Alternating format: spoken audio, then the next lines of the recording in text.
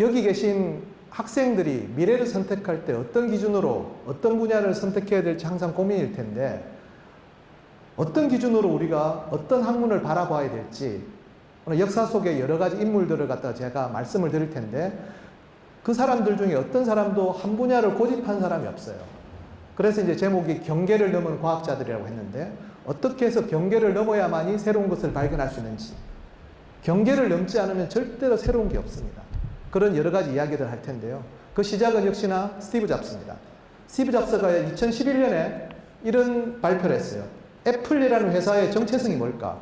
애플이라는 회사는 리버럴 아츠와 테크놀로지라는 기술의 경계선이 아니라 교차점에 있다라고 이제 발표를 했죠. 이때부터 리버럴 아츠가 우리나라에서 인문학으로 해석이 되기 시작하면서 갑자기 인문학 열풍이 불었어요. CEO 인문학 특강, 인문학적 감성을 가진 과학, 뭐 이런 이야기를 했는데, 리버럴 아츠가 무슨 뜻이길래 이런 말이 나왔을까? 이게 진짜 인문학에 맞는가 한번 보시죠.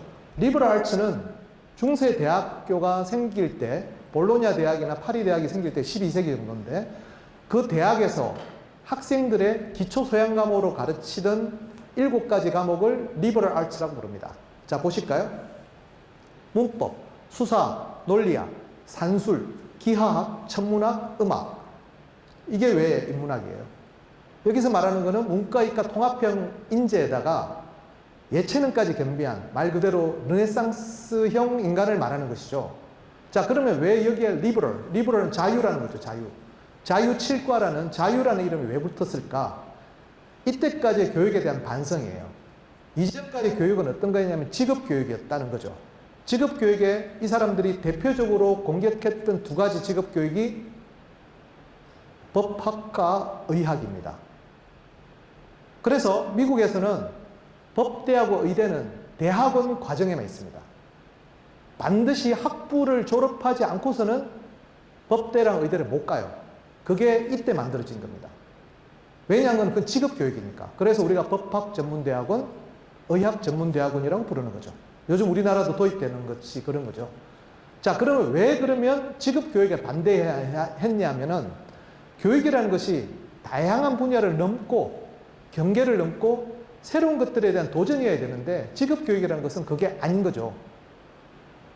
눈을 가리고 앞만 보게 만드는 그런 교육을 지향하겠다는 게 리버럴 아츠의 전통입니다. 자, 그러면 리버럴 아츠의 대표적인 사례를 제가 들어보겠습니다. 자, 바티칸에 가면 바티칸 전체가 인류 문화의 유산들이 보관된 하나의 박물관입니다. 바티칸 박물관이라 부르죠. 자, 바티칸 박물관의 제일 유명한 곳이 라파엘로 방이라는 게 있습니다. 라파엘로는 16세기 르네상스 화가였는데, 라파엘로가 자기보다 2000년 전에 살았던 그리스 로마 시대의 사상가, 철학가, 자연과학자, 뭐 여러 가지 사람들에 대해서 그림을 남겼어요. 이 그림을 아테네 학당이라고 부릅니다. 자, 제가 궁금했던 사람은 왼쪽 구석에 있는 저 할아버지. 저 할아버지는 피타고라스입니다.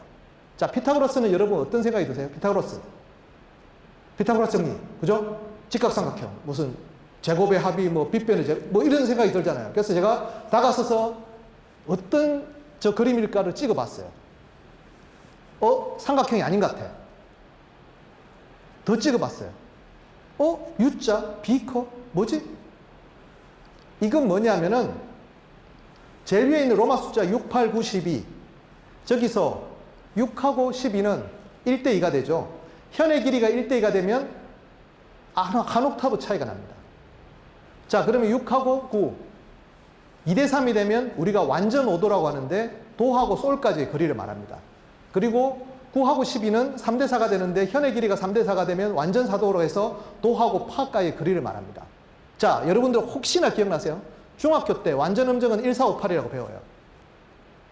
자, 그러면 도하고 솔에서 완전 오도가 올라가면 레가 됩니다. 레에서 완전 오도가 되면 라가 돼요. 라에서 완전 오도가 올라가면 미가 되고, 미에서 완전 오도가 올라가면 시가 됩니다. 그래서 우리가 도미솔, 솔시레, 파라 뭐 이런 거 라도미 계속 배우죠.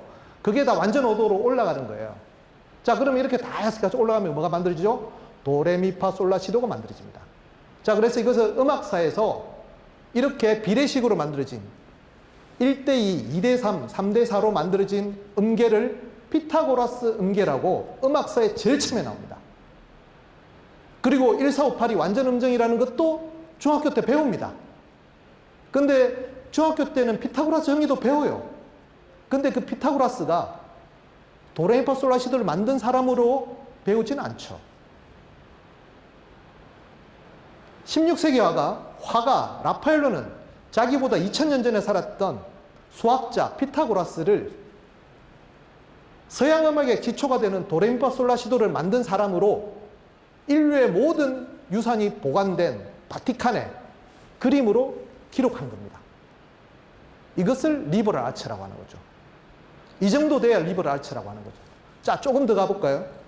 코페르니쿠스, 우리가 지동설을 알고 있죠. 코페르니쿠스의 지동설이 만들어진 그 책의 제목이 레볼루션입니다. 오른쪽 위에 보면 레볼루치오늄, 이게 라틴어인데 레볼루치오눔이라는 게 영어로 레볼루션입니다. 자, 레볼루션, RPM이라고 혹시 들어보셨어요? 회전수, 분당 회전수, 엔진, 그죠? 레볼루션 per minute, 분당 회전. 레볼루션은 회전입니다. 원래 이름이 물리학적 용어예요. 이때까지만 해도 그냥 물리학적, 지동설을 말하는 게 레볼루션입니다. 그런데 그게 너무나 혁명적인 변화라서 나중에 17세기 이후에 우리가 알고 있는 혁명이라는 뜻이 된 거예요. 이런 식으로 문과, 이과, 정치, 사회, 문학, 예술, 과학은 연결되어 있습니다. 그게 리버럴 아츠라는 겁니다. 조금 더 가봅시다. 데카르트, 여러분 데카르트 하면 생각나는 게 뭐죠? 생각한다, 고로 존재한다, 막 외우죠. 그 문장이 나오는 책의 이름이 방법서설이라고 교과서에 나옵니다. 방법서설은 제목이 굉장히 깁니다. 이성을 올바르게 이끄는 방법, 그리고 이 방법의 실험들인 굴절공학, 기상학, 기하학 등의 과학에서 진리를 찾기 위한 방법의 서설이에요. 무엇에 대한 방법이냐? 과학에서 진리를 찾기 위한 방법의 서설이에요. 그렇게 안 배웠죠, 그죠? 자, 이 책은 총 500페이지입니다. 그 중에 우리가 알고 있는 생각한다, 고로 존재한다 나오는 서설은 70페이지예요. 나머지 굴절과학, 기사학, 기하학 여기에 400 몇십 페이지입니다. 그런데 우리나라에서는 그 400 몇십 페이지는 한 번도 번역된 적이 없습니다. 70페이지만 번역됐어요. 그 70페이지 중에 10페이지는 혈액순환에 대한 내용입니다. 왜냐하면 데카르트가 의사였거든요. 그냥 그 중간에 있는 문장 하나만 딱 배우는 겁니다. 500페이지 중에 여러분들이 배우는 내용은 한 페이지도 안 돼요. 그러면 자, 500페이지의 내용을 봅시다. 왼쪽 보실까요? 저게 뭐죠? 사람이 보는 행위를 말하는 겁니다. 왜 저게 중요할까요? 여러분, 우리 망막에 맺힌 상은 사물을 거꾸로 봅니다. 상하 좌우가 거꾸로 맺혀요. 그럼 우리는 그게 똑바로 섰다고 어떻게 인식하죠? 눈이 왜곡합니다. 여러분의 뇌는 모든 현상을 왜곡합니다. 라고 이야기하는 거예요. 자, 그러면 무엇이 진실일까요? 내 안구에 맺힌 상이 진실이에요? 거꾸로 맺힌 상이 진실이에요? 똑바로 서 있는 저게 진실이에요? 의심할 수밖에 없잖아요. 그게 방법적 회의라고 하는 겁니다. 자, 오른쪽에 뭐죠? 이전까지의 기하학, 중학교 때까지 배운 기하학은 좌와 컴파스론으로 배우죠. 좌표계라는 게 없죠. 자, 고등학교 때부터는 X제곱 플러스 Y제곱은 R제곱이라고 배웁니다. 그걸 최초로 만든 사람. 왜? 방법서설에서 말하는 게 방법적 회의. 무엇이 진실인가? 그렇다면 기준점이 필요하잖아요. 원점. 기준점으로부터 모든 걸 시작합니다. 그래서 X축, Y축이라는 걸 만듭니다. 근데 서양 애들은 이걸 갖다가 근본적으로 알 수밖에 없어요. 영어로는 이것을 카르테시안 코디네이트라고 합니다. 데카르트, 우리는 그냥 어릴 때 X축, Y축으로 배우지만 영어로는 카르테시안 코디네이트. 데카르트가 만든 좌표계라고 배워요. 거기서부터 우리는 차이가 나는 겁니다. 여기서부터 방법서설이 과학책임에도 불구하고 우리나라에서 추상적 철학으로 배우는 굉장히 안타까움이 있는 것이죠. 자, 이 사람이 의사라고 했는데 이 사람이 그 다음에 혈액순환을 강조했는데요. 이 사람이 왜 혈액순환을 강조하냐 하면은 코페르니쿠스까지만 하더라도 코페르니쿠스는 점성술에 의지했던 사람이에요. 왜 그러냐 하면은 이때까지의 의학에서는 하늘의 운행법칙이 인간의 기륭화복과 건강과 관련이 있다고 봤죠. 지금도 여러분 MBTI 보고 나면 혈액형으로 뭐 이렇게 하죠. 그런 것들에 대한 반대한 사람이 데카르트입니다. 도대체 혜성이 나타난 것과 나라의 운세가 불길한가 무슨 연관이 있다는 겁니까? 라고 이야기하는 거예요. 직접적인 충돌에 의해서만 물리적인 법칙은 규정됩니다. 운동이 있다는 것은 반드시 뭔가 부딪혀서 움직이는 것이지 저절로 움직이는 것도 없다. 반드시 결과에는 원인이 있는데 인간의 건강도 체액순환이 원활해야만이 건강해진다는 이야기를 한 거예요. 그 이야기가 이 책입니다. 방법서설. 방법서설은 추상적인 철학을 한 번도 이야기하지 않습니다. 구체적으로 이렇게 과학적으로 기하학적으로 증명하는 책입니다. 자, 그러면 방법서설을 이어갔던 사람이 또 있습니다. 그 사람은 이름은 케네. 혹시나 사회책에서 나올지도 모르겠습니다. 경제학 법칙을 만든 사람인데 이 사람은 의사입니다. 데카르트의 의사 후배입니다. 자, 체액순환이 중요하다고 했잖아요. 자, 그러면 케네는 어떻게 하냐면 부르봉 왕조의 왕실 의사였는데 나라의 국가 경제가 이렇게 지금 돌아가는 구조로 돼 있죠. 그래서 중간에 레버뉴라는 말을 썼는데 어쨌든 왼쪽에 프로덕션이라고 돼 있고 생산자인 농부가 농산물을 생산하면 중간에 거래를 해서 오른쪽에 있는 소비자가 소비를 합니다. 소비자가 낸 돈은 그 다음 해 농부들의 생산 비용으로 들어가죠. 이렇게 돌아가는 거. 순환구조. 이것을 국가 경제의 기본으로 봤어요. 좀 약간 어려울 수가 있어가지고 무엇이라고 부르냐면 이 사람이 피조크라시라고 부릅니다. 자, 그거는 배웠죠. 데모크라시. 데모크라시 뜻이 뭐죠? 데모스. 민중에 의한 크라시, 지배. 자, 피조크라시는 그럼 어떻게 돼야 되죠? 피직스에 의한 지배자잖아요. 자, 피조크라시 나중에 집에 가서 사전 찾아보세요. 우리나라는 어떻게 번역됐느냐? 중농주의라고 번역됩니다. 황당하죠? 전혀, 아까 제가 데카르트 좌표도 얘기했지만 우리가 번역이 이상하게 되면서 중농주의 하면 갑자기 농장은 천하의 재본 같잖아요. 그 이야기가 아니잖아요, 지금. 표도 그렇게 그려놨고. 그런데 이것을 갖다가 라틴어가 아닌 불어로는 제대로 번역이 됩니다. 레세페어라고 했거든요. 가만히 두라라고. 가만히 둬서 막힌 곳을 뚫어주고 계속 돌아가면 경제는 제대로 돌아간다. 이것을 레세페어를 번역을 어떻게 했냐면 자유방임주의라고 합니다. 그것은 번역이 제대로 됐어요. 그렇지만 피조크라시라는 중농주의 사상이라는 것은 아까 제가 말씀드린 대로 혈액순환 법칙이라든지 데카르트의 과학적인 사고의 결과입니다. 자, 계속 제가 경계를 넘는 여러 가지 학문에 대해서 또 우리가 얼마나 많이 오해되는 사례를 들었는데 갈릴레오 봅시다. 갈릴레오 아버지에 대해서 혹시 들어보신 적이 없으시겠죠. 갈릴레오 아버지는 음악가였습니다.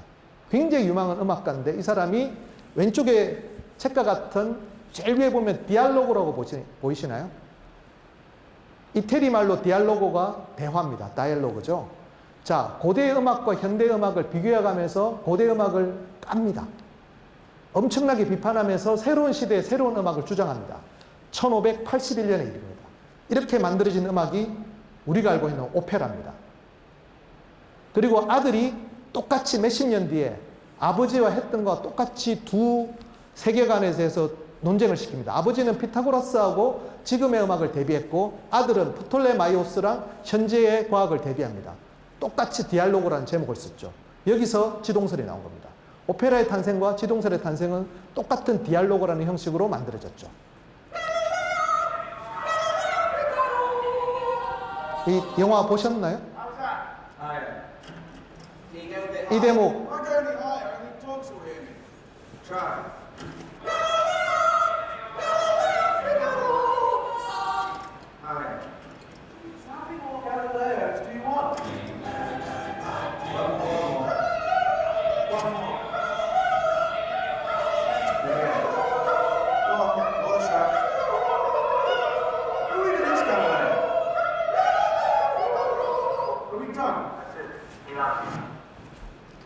영화에서 저 대목이 왜 저렇게 강조될까요?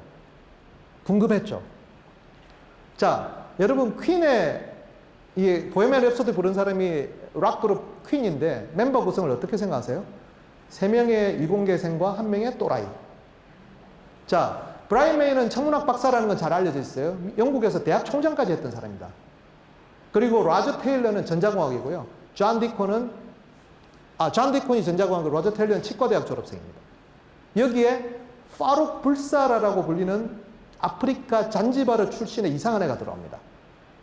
원래 이름이 파룩 불사라예요. 그러니까 이게 뭐 팝의 황제가 되기에는 이름이 좀 거추장스럽죠. 그때 이 친구들을 어울립니다. 이공계생들하고 어울리면서 여러 가지 이야기를 나누는데 그 이야기가 Don't Stop Me Now라는 팝송이 있어요. 거기 보면 자기의 이름에 대한 이야기를 합니다. 그래서 사람들은 나를 미스터 파른하이트라고 부르지라고 나옵니다. 자, 파른하이트가 뭐죠? 화씨. 사람 이름입니다. 화씨 온도계를 만든 사람. 근데 그 온도계가 뭘로 만들어졌죠? 머큐리 온도계입니다. 수온 온도계. 세계 최초의 온도계는 수온으로 만들어집니다. 그래서 사람들은 나를 파른하이트라고 부르지. 머큐리가 된 거죠. 그죠? 자, Don't Stop Me Now 잘 보세요. 거기 보면 팝송 가사인데 이상한 단어 많이 나옵니다. 슈퍼소닉, 초음속, Speed of Light, 광속, Defying the Laws of Gravity, 중력의 법칙을 거스르는 무슨 팝송 가사가 이래요. 파른하이트라고 부르지. 자, 그러면 보헤미안 랩소디에 나오는 갈릴레오, 피가로, 마니피코. 자, 갈릴레오 아버지는 오페라를 만든 사람이고 똑같이 갈릴레오는 디알로그라는 책을 써가지고 포톨레마이스를 뒤엎은 사람. 아버지는 그걸 뒤엎으면서 오페라를 만든 사람. 그죠? 피가로는 오페라에서 제일 유명한 사람. 피가로를 결혼한 거죠. 마니피코는 아까 두 책을 보여줬죠. 그 두 책 다 단 한 사람이 후원합니다. 피렌체의 메디치가. 메디치가를 마니피코라고 이태리 말로 부릅니다. 이렇게 연결이 다 되잖아요. 그래서 이 사람들이 그 제목을 갖다 계속 나는 갈릴레오, 피가로, 마니피코는 오페라 이야기를 한 거라고 수없이 이야기해요. 근데 우리는 알아들을 수가 없죠. 왜냐하면 그렇게 안 배웠으니까. 그리고 이 보헤미안 랩소디가 나오는 음반의 제목이 A Night at the Opera. 오페라의 하룻밤이에요. 나는 이 노래에서 오페라 이야기 한다고 수없이 이야기했어요. 자, 그런데 아카데미상 받았던 기생충 잘 보시면 이 아카데미라는 게 모션 픽처 아트스 앤 사이언스예요. 예술과학 아카데미입니다. 이것은 1780년에 미국에 벤자민 프랭클린이 만들었던 과학 아카데미, 예술과학 아카데미, 미국 최초의 학회랑 똑같이 이름을 패러디한 건데 외국에서는 예술과학 아카데미라는 게 기본입니다. 예술과 과학은 같은 한 몸이니까. 그런데 우리나라는 이렇습니다. 굉장히 그렇게 떨어져 가지고 서로 몰라요. 자, 예술과 과학과 권력과 이런 통합이 얼마나 오래된 전통인지 좀 보실까요? 베르사유 궁전 멋있죠? 금딱지, 화려해, 멋지고 권력, 공간. 자세히 보십시오. 이 다음부터 제가 드린 이야기는 민태기 박사의 내피셜이 아니고 베르사유 궁전 홈페이지의 오피셜에 나오는 설명입니다. 자, 태양왕에 대해서 궁금하다고 생각해 보신 적 없어요? 루이 14세가 왜 태양왕이죠? 베르사유 궁전이 굉장히 큽니다. 한가운데 있는 방이 왕의 방입니다. 신하들의 집무실과 관련 부서들은 주변을 돌게 만들었어요. 이게 뭐죠? 태양 중심설. 그게 지동설입니다. 태양왕은 바로 그걸 말합니다. 과장된 표현 아니에요? 저 금딱지를 자세히 보실까요? 이런 게 금딱지입니다. 왼쪽이 뭐죠? 천문관측기구. 오른쪽은 지구본과 측량하는 컴퍼스. 저 금딱지는 그냥 금딱지가 아닙니다. 과학의 힘으로써 자기 권력을 과시한 거예요. 베르사유 궁전이 만들어진 게 1660년이고 갈릴레오가 지동설 주장하다가 감옥에 갇힐 뻔한 게 1632년입니다. 30년 만에 왜 이렇게 했냐? 자기가 종교의 권력으로 벗어나지 않고서는 권력을 획득하지 못한다고 생각했기 때문에 지동설을 주장한 것입니다. 자, 그러면 이것도 보시죠. 운하, 넓은 운하, 멋있게 팠다가 아니라 짐이 곧 국가다. 이게 무슨 말일까요? 자, 이렇게 예술과 과학을 하는 거 메디치 가도 했잖아요. 메디치 가문도 했잖아요. 걔네들이 절대 못하는 거, 프로방스에 있는 귀족도 못하는 거, 전체 국가에서만 할 수 있는 거, 거대 과학이라고 합니다.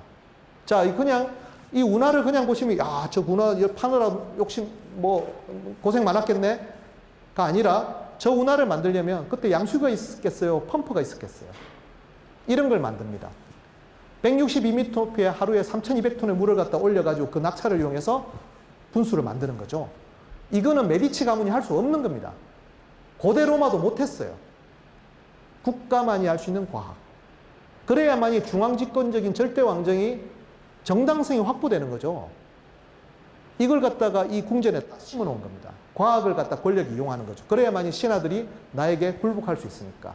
이런 것을 우리가 절대왕정이라고 부르고 지금도 거대과학은 우리나라에서 과학기술정보통신부에 거대과학과는 딱 두 개가 있습니다. 원자력과 우주개발. 이거는 사기업이 할 수 없는 겁니다. 자, 이런 식으로 과학이 시작됐을 때 근대과학이 시작된 것은 커피랑 같이 합니다. 이것도 민태기 박사의 뇌피셜이 아니고 커피와 계몽주의가 연관됐다는 이야기는 수없는 논문과 책이 나와 있습니다. 커피가 전래되기 전까지 유럽 사람들이 가장 많이 먹었던 음료수는 뭘까요? 와인이에요. 기록에 의하면 하루에 1리터를 마셨다고 합니다.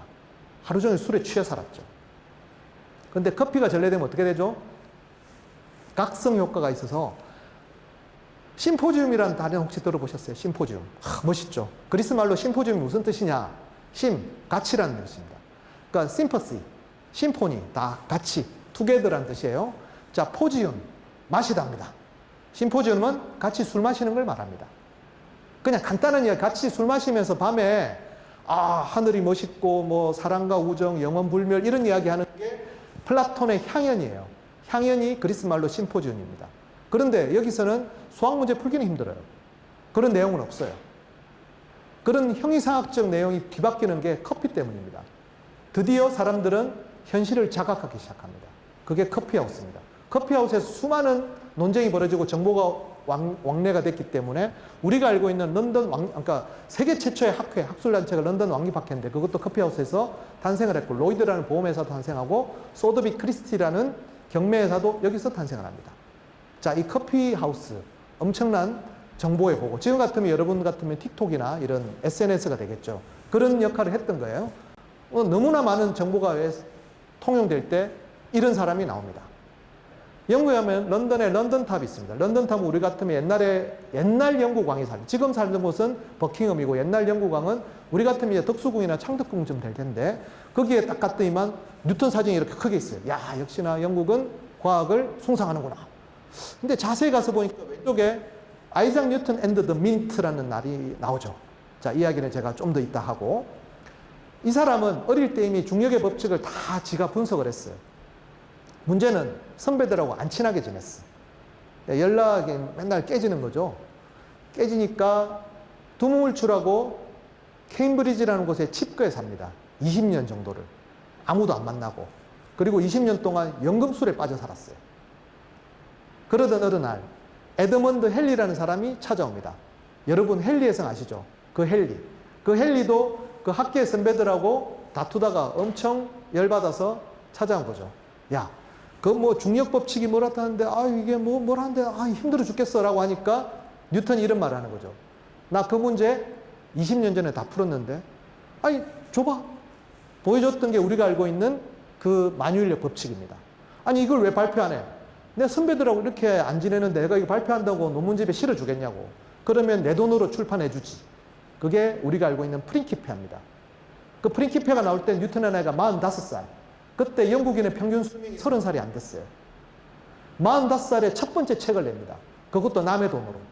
헨리의 도움으로. 자, 그러면 프린키페아가 딱 나왔을 때 모든 사람이 이제 영웅으로 추앙하고 끝났냐?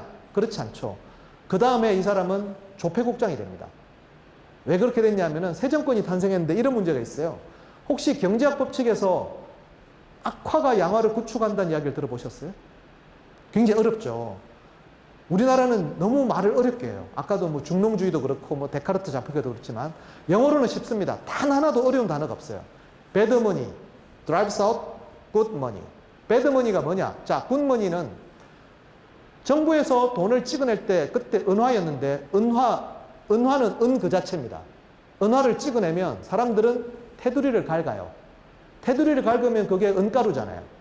그러면 10g짜리 은화를 내면 사람들이 자꾸 갉아내니까 9g, 8g, 심지어 7g밖에 유통이 안 돼요. 그렇게 테두리를 갉아낸 놈이 배드머니예요. 정부가 아무리 굿머니를 만들어도 배드머니만 유통되더라. 그게 배드머니 드라이브스 아웃 굿머니예요. 이렇게 하면 이해가 될 걸, 이해가 쉬울 걸, 그걸 악화가 양화로 구축한다고 했으니 도대체 어린 학생들이 무슨 말인지 알아들 수가 없죠. 그 문제를 해결하겠다고 나온 사람이 아이작 뉴턴입니다. 여러분 동전을 꺼내시면 테두리에 어떻게 돼 있죠? 빗금. 그죠? 빗금을 하면 테두리를 갉아내면 어떻게 돼요? 빗금이 달아 없어지죠. 금방 알 수가 있잖아요. 그죠? 그러면 당연히 그 생각은 고대 때부터 누구나 다 했어요. 누구나 다 했는데 그렇게 만들려면 제조 공정이 복잡해져서 실제로는 돈이 더 비싸집니다. 근데 뉴턴이 20년 동안 뭐 했다고요? 연금술. 순식간에 해버렸다는 거예요, 지금. 그 이야기를 갖다가 자기의 모든 수학적 지식을 동원해서 3년 안에 끝냈다는 거예요. 영국의 금융혁명을 이끈 사람으로 런던탑에 아이작 뉴턴이 이렇게 새겨져 있습니다. 하지만 이 사람도 말년에 주식 사기에 빠져가지고 전 재산을 날려서 그 사건으로 굉장히 고생을 했죠. 그래서 죽을 때 내가 그래도 전체 움직임은 계산할 수 있는데 인간의 관계는 모른다. 뭐 이런 말을 남겼다고 하는데, 자, 이 뉴턴의 사상이, 그러니까 뭐 아까 지금 조폐구장 했던 이야기는 좀 다른 이야기고, 얼마나 대단하냐면은 중력 법칙을 갖다가 우리가 만유인력이라고 부르죠. 만유인력. Universal Gravity Law라고 부릅니다. 이게 왜 중요하냐면은 왕에게 적용되는 법칙과 나에게 적용되는 법칙이 같다는 이야기예요. 천상계에 적용되는 법칙과 나한테 지구상에 있는 법칙이 같다는 거예요. 신비주의를 완전히 없애버렸어요. 왕은 다르고 나는 다르고 이런 법칙이 아니라 전 세계를 갖다 관통한 하나의 법칙이 존재함을 보는 게 Universal Gravity Law입니다. 이게 얼마나 대단하냐면 1727년에 뉴턴이 죽어요. 장례식이 어디서 이루어졌냐면은 웨스트민스터 사원에서 이루어집니다. 최근에 여러분 엘리자베스 여왕 장례식 보셨죠? 웨스트민스터. 그걸 한 겁니다. 웨스트민스터 사원에 누가 묻히죠? 왕이 묻혀요. 1727년에 뉴턴이 묻힙니다. 거기다. 런던 시내가 전부 다 국장을 하는 거예요. 그때 볼테르가 있습니다. 볼테르는 프랑스에서 굉장히 능력 있는 지식인이었는데 귀족한테 대들다가 귀족한테 얻어맞았어요. 얻어맞았는데 구속된 사람이 볼테르예요. 왜 그렇죠? 프랑스는 계급 사회였거든. 그래서 추방이 돼서 영국에 왔는데 일개 그냥 수학 선생이 웨스트민스터 사원에 지금 장례식을 치르는 거잖아요. 여러분이 TV에서 본 그 화려한 것들을. 도대체 저 사람이 뭐길래, 뉴턴의 만유인력 법칙이 얼마나 대단하길래 이런 일이 벌어지나 해서 그 책을 프랑스에 소개하는 장면입니다. 그래서 우리가 알고 있는 디드로, 루소, 콩드르쉐 같은 계몽주의 사상자들이 여기서 탄생을 합니다. 그런데 그걸 갖다가 얼마나 영향을 갖다가 크게 줬으면, 혹시 엠마뉴엘 칸트는 아십니까? 칸트가 유명하게 된 논문 이름이 일반 자연수와 천체 이론이라고 그래서 여러분들 칸트, 라플라스, 성운설이라고 중학교 때 배웁니다. 태양계가 중력 법칙에 의해서 이렇게 가스 먼지로 되어 있다가 서로 회전하면서 뭉쳐서 행성이 만들어진다는 이론이에요. 그게 칸트가 제안한 겁니다. 그래서 이 사람이 죽을 때 마지막에 했던 말이, 내 마음에 있는 두 가지는 저 하늘에 있는 빛나는 별과 내 마음의 양심이라는 천문학과 도덕 철학을 연결하는 이야기를 했죠. 그리고 칸트의 철학을 이어간 사람이 누구죠? 헤겔. 헤겔의 박사학위 논문이 행성궤도론입니다. 과연 우리나라 철학자분들께서 칸트와 헤겔의 논문을 읽을 수가 있었는지는 잘 모르겠습니다. 왜냐하면 방법소설도 70페이지밖에 번역이 안 됐거든요. 500페이지 중에. 이런 것들이 여전히 문제라고 저는 생각하는데, 자, 이 노래를 한번 들어보시죠.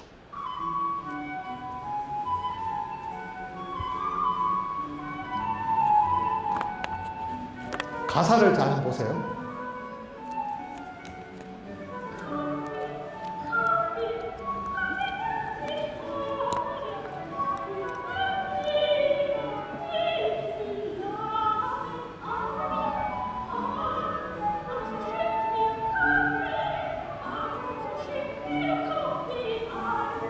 굉장히 비굴합니다. 커피 한 잔만 주면 된다는 거잖아요. 이게 무슨 이야기일까요? 혹시 커피 칸타타 바흐의 이 커피 칸타타가 왜 만들어진지 배경을, 자, 커피하우스가 뭐였죠? 우리 같으면 틱톡이나 SNS 같은, 카톡 같은 거예요. 모든 사람이 거기서 다 정보를 교류해요. 문제는 이 당시에는 여자들은 커피하우스에 못 갔어요. 금지됐고, 심지어 커피를 마시는 것도 금지시됐습니다.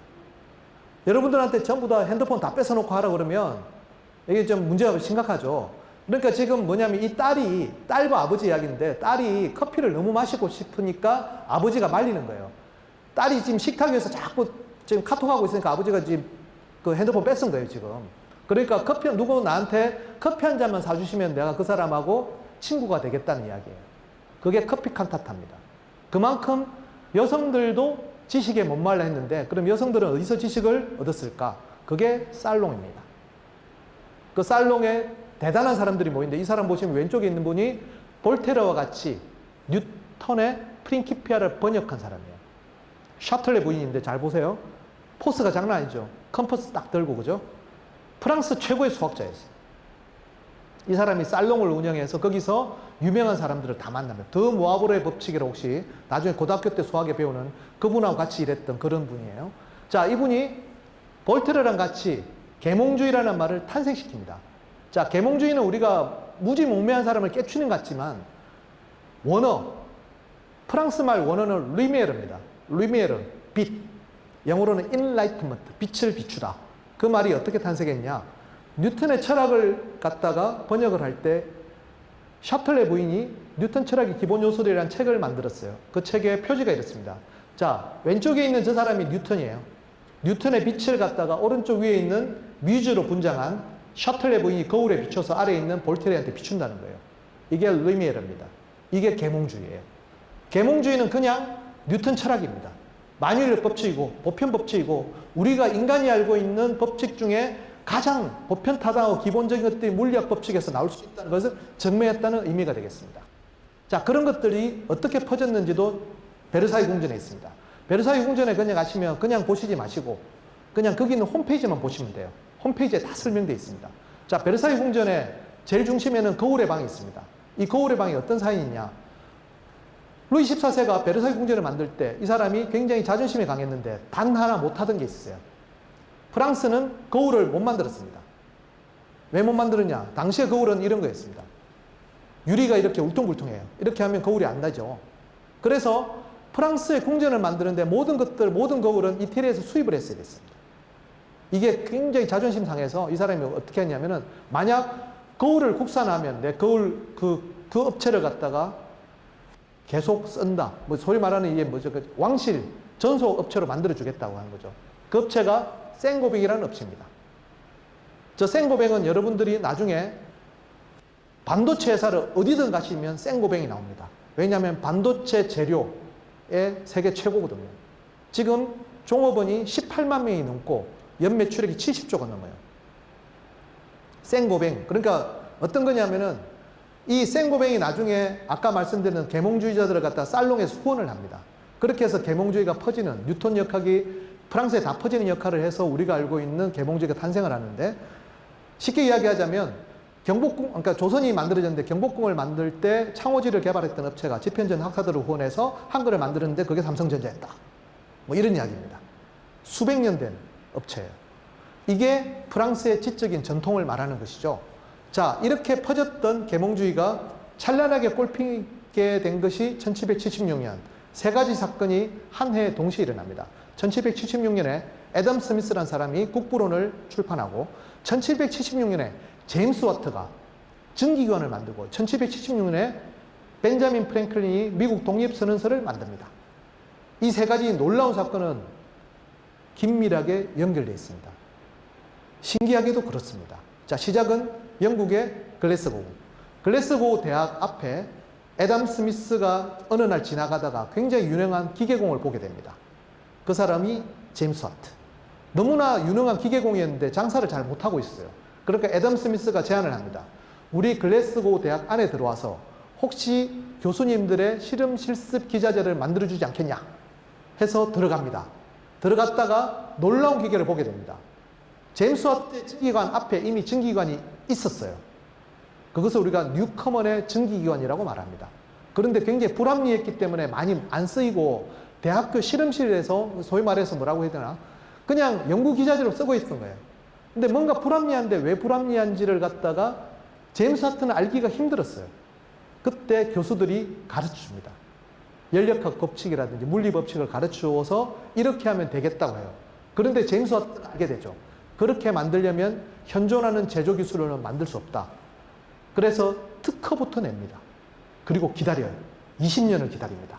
자, 그때 애덤 스미스는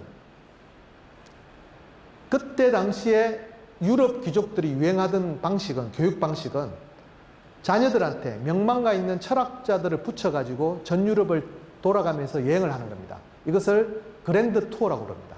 그랑 투어라고 해서 애덤 스미스가 워낙 학식이 높은 덕망이 있는 학자였기에 영국의 재무장관 타운셴트가 찾아옵니다. 자, 우리 아들을 나 대신 유럽 여행을 시켜주세요. 당신 교수 연봉의 3배를 주겠어. 이 여행이 끝나도 평생 그 연금을 지급하겠어. 떠납니다. 떠나서 파리에서 이상한 사람을 만납니다. 벤자민 프랭클린을 만납니다. 어쩌면 벤자민 프랭클린이 찾아왔을 수 있습니다. 왜 그런가? 영국은 당시에 미국을 식민지로 가지고 있었죠. 자, 미국 식민지의 대표가 벤자민 프랭클린이에요. 벤자민 프랭클린, 미국 식민지가 가장 힘든 거는 영국이 매기는 과도한 세금이에요. 영국의 재무장관이 누구죠? 타운셴트. 타운셴트의 아들을 데리고 여행하는 사람이 애덤 스미스. 여기서 만날 때 누가 있었냐? 아까 제가 했던 혹시 케네라는 사람을 기억합니까? 인체 혈액순환과 피지오크라시. 재화의 유통이 똑같다고 본 프랑스 의사. 그 사람이 여기 있습니다. 그 사람들한테 새로운 경제 이론을 가르칩니다. 국가의 불안, 이렇게 쌓아두는 게 아니고 계속 순환되어야 된다. 그래서 자유시장 경제 체제가 중요하다는 이야기를 합니다. 거기서 아이디어를 얻은 애덤 스미스는 고향에 돌아와서 책을 한 권 썼죠. 그게 우리가 알고 있는 국부론입니다. 그리고 여기서 만유인력 법칙이나 이런 것들에 대한 보편 타당 법칙, 이것을 우리가 자연법 사상이라고 합니다. 이것을 깨달은 벤자민 프랭클린은 돌아가서 독립선언서를 기초합니다. 이게 왜 중요하냐? 자, 독립선언서 제일 첫 문장이 뭔지 아세요? 미국 독립선언서. 모든 사람은 평등하게 태어났다. 인류 역사상 수천 년 동안 첫 문장에 모든 사람은 평등하다라고 주장한 최초의 문서가 미국 독립선언서예요. 왜 그게 가능하죠? 유니버설 그래비티 로. 너에게 적용되는 법칙이 나와 다르지 않다. 왕이나 귀족이나 모든 사람이 똑같은 법 안에서 평가되어야 된다. 이것을 우리가 자연법이라고 합니다. 나중에 알게 될 거예요. 이걸 갖다가 전문적인 용어는 내추럴 로라고 불러요. 자, 자연법에 반대되는 말이 뭘까요? 실정법입니다. 그때 달라요. 이거는 굉장히 대비되는, 법학에서 대비되는, 어쨌든 그 자연법 사상을 최초로 반영한 미국 헌법. 모든 인간은 평등하다. 법 앞에 평등하다. 보편타당한 법이 존재한다. 라는 사상이죠. 자, 그러면 특허 내고 기다리고 있던 제임스 와트는 뭐 하고 있었을까? 이때 제조기술을 갖다 알기 위해서 이상한 사람들을 만납니다. 버밍햄이라는 공업도시에 가서 루나 소사이어티라는 이상한 모임에 가요. 거기 갔더니만 프리스틸리, 연소 반응을 연구했던 사람, 이레즈머스 다윈이라는 의사, 그리고 웨지우드.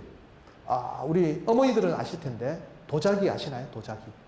다 끄덕으시죠. 웨지우드, 창업자, 도자기 창업자입니다. 거기에 윌킨슨이라는 주철업자가 들어옵니다. 유럽은 이때가 되기 전까지 용광로 온도를 1300도 이상으로 못 올렸습니다. 그게 왜 중요하냐? 주철을 만들려면 로의 온도가 1300도 이상이 돼야 되고요. 도자기를 만들려면 1300도 이상이 돼야 됩니다. 도자기를 못 만들던 때입니다. 그래서 이때만 해도 다 수입했죠. 자, 1592년에 임진왜란이 왔을 때 일본군이 우리나라에서 제일 처음 한 게 뭐죠?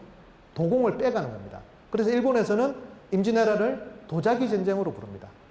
전 세계에서 1592년 당시에 전 세계에서 로의 온도를 1300도 이상으로 올려가지고 도자기를 만들 수 있던 나라는 명나라와 조선밖에 없었어요. 유럽이 못 나라만 있어요. 그때 보면 전부 다 수입, 저기 부르봉 왕조 이런 데 가보시면 전부 다 청나라에서 수입한 도자기예요. 그런데 이때 공업도시 버밍햄에서 드디어 1300도 이상으로 올립니다. 주철업자가 탄생을 하고 웨지우드라는 도자기업자가 탄생을 하는 것입니다. 여기에 제임스 와트가 됐어요. 자, 이런 주철이면 내가 전기교환을 만들 수 있는 거죠. 그렇게 해서 20년을 기다린 겁니다.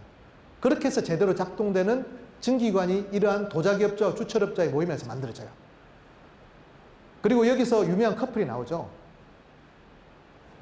이레즈머스 다윈의 아들과 도자기업자인 웨지우드의 딸이 결혼해서 낳은 애가 찰스 다윈. 이렇게. 자, 이 모임을 그냥 한 게 아니고 이 사람들 모일 때마다 밴드를 했어요. 음악. 프리스틀리는 플루트를 불고 이레즈머스 다윈은 피아노를 치고 뭐 이런 거예요. 그 피아노를 이제 이렇게 밴드를 만드는데 좀 잘 나가는 음악가를 부르자. 그래서 이제 런던에서 제일 잘 나가는 음악가 윌리엄 허셜을 부릅니다. 아마 학생들은 들어봤을 거예요. 윌리엄 허셜. 자, 이 사람은 교향곡을 20개나 만들었던 엄청난 음악가인데 여기서 과학자들이 노는 걸 보고 선생님, 저에게도 과학을 가르쳐 주세요. 그렇게 해서 망원경을 하나 빌려갑니다. 그리고 천문 관측을 시작해요. 너무 재밌어. 그래서 음악가를 포기하고 남은 여생을 하늘만 관측합니다. 그러다가 천왕성을 발견합니다. 자, 여러분 과학책에는 윌리엄 허셜을 과학자로 기록되어 있죠. 그렇지만 일생의 대부분은 원래는 음악가였어요. 음악가였어요. 계속 이렇게 경계를 넘나드는 사람들의 이야기를 제가 들려드리는 것도 잘 한번 오늘 나중에 생각을 해보시기 바랍니다. 자, 이렇게 해서 프랑스의 과학과 영국의 과학이 계속 발달했는데 프랑스에서는 한 가지 큰 걸림돌이 생깁니다. 프랑스 혁명이 일어나죠. 그때 대표적으로 처형됐던 여러 과학자들이 처형이 되는데 그 중에 하나가 라보아제입니다. 라보아제의 사건은 약간 비극적인데 이 그림은 뉴욕에 있어요. 이걸 그린 사람은 자크 루이 다비드라는 프랑스 혁명 때 가장 유명한 사람입니다. 혹시 나폴레옹 대관식이라는 그림을 보셨나요? 그 그림 그린 사람이에요. 루브르에 있어요. 루브르에 굉장히 그 그림을 그린 사람인데, 자, 이 그림의 주인공이 누굴까요? 라보아제가 아닙니다. 라보아제의 부인이 주인공이죠. 그렇잖아요. 부인이 주인공이에요. 자, 그러면 라보아제 부인은 왜 주인공이 됐을까? 이 그림을 의뢰한 사람이 라보아제 부인입니다. 이 화가한테 부탁을 했어요. 왜 부탁을 했냐? 자, 오른쪽에 보시면 실험기구 보시죠. 너무 사실적이죠. 라보아제의 남편의 실험을 갖다가 기록하기 위해서 라보아제 부인은 이 화가한테 그림을 배워요.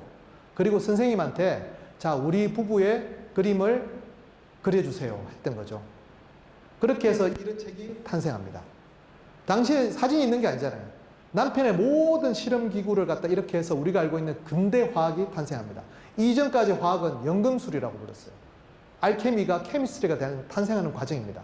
자, 문제는 뭐냐면은 이 자크 루이 다비드가 약간 진보적 인사라서 프랑스 혁명이 일어나자마자 급진파에 가담을 합니다. 그리고 이 부부를 사형에 처합니다. 되게 비극적인 이야기죠. 그만큼 프랑스 혁명 상황은 되게 절박했어요. 여러 가지 상황이 있었겠지만 그렇게 해서 문제가 뭐가 발생했냐, 귀족들이 다 죽어요. 귀족들이 죽는다는 건 어떤 의미냐면은 이전까지의 모든 유럽의 군대 방식은 용병제도입니다. 돈 많은 귀족들이 병사들을 사는 겁니다. 로마인 이야기를 잘 읽어보시면 장군이 되려면 돈이 많아야 됩니다. 병사들한테 돈을 지급해줘야 돼요. 왜냐하면 그 친구들이, 병사들이 집을 떠나서 생계를 감당할 사람이 없잖아요. 돈을 줘야 되는 거예요. 귀족들이 없으면 군대도 없어집니다. 프랑스의 군대가 없어졌어요. 다 낫과 곡괭이를 든 농부밖에 없어요. 이걸로는 안 되잖아요. 그래서 정말로 조국이 위기에 처했을 때 희한한 사람이 등장합니다. 라자르 카르노라는 사람이 나옵니다. 그 라자르 카르노가 어떤 정책을 펴냐면은 18세부터 25세까지 모든 남자는 강제 징집. 우리는 당연하다고 생각하죠. 지금 우크라이나 전쟁 보세요. 러시아가 강제 징집하니까 도망가서 북한으로 떼목 타고 도망가고 이러잖아요. 유럽 사람들한테는 도저히 인정할 수 없는 겁니다. 강제 징집이라는 거는. 또 다른 현실적인 문제가 있습니다. 자, 이렇게 해서 6개월 만에 프랑스 군대가 150만이 만들어집니다. 자, 그러면 하루에 와인을 얼마 마셨다고 그랬죠? 하루에 150만 리터를 어떻게 공급해요? 그 사람 군복, 6개월 만에 군복이 150만 벌이 필요합니다. 총도 150만 자루가 필요하잖아요. 생각해보세요. 논산훈련소에 다 모아놓고, 자, 이제 각자 옷과 총은 각자 만듭니다. 이럴 수는 없잖아요. 이럴 수는 없잖아요. 그 사람들 보급로는, 식량은, 잠잘 곳은 어떻게 할 건데? 150만이 어디서 잘 건데?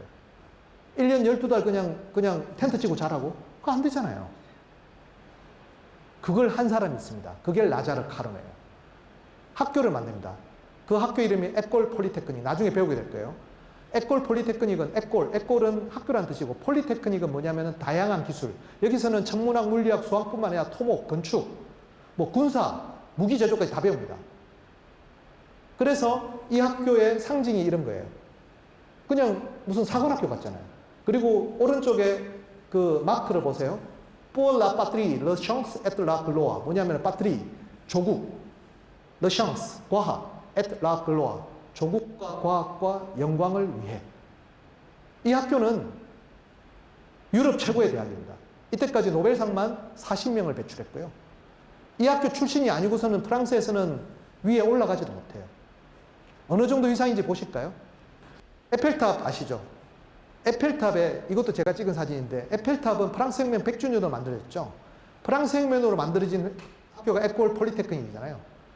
자, 프랑스 혁명으로 100주년을 만든 에펠탑의 사분면에 사분면에 70여명의 과학자가 금으로 새겨져 있습니다. 거기 나온 사람이 꿀롱, 나중에 다 배우실 거예요. 꿀롱, 라그랑주, 라플라스, 푸리에, 앙페르, 이게 거의 다 전 세계 이공계 교과서에 다 나온 사람입니다. 기라슨 같은 사람이 전부 다 에콜 폴리테크닉 출신입니다. 우리 그냥 과학사를 다 통틀은 사람을 전부 다 저렇게 만든 거죠. 그 이유가 왜 이 사람이 에펠은 여기다가 저 사람들 이름을 새겼을까? 에펠이 저 탑을 만들 때 사람들이 반대를 많이 했어요. 왜 반대를 했냐면은 저게 보면 사람의 뼈대를 모방했거든요. 뼈대를 모방한 게 뭐냐면 저렇게 만들어야 튼튼해요.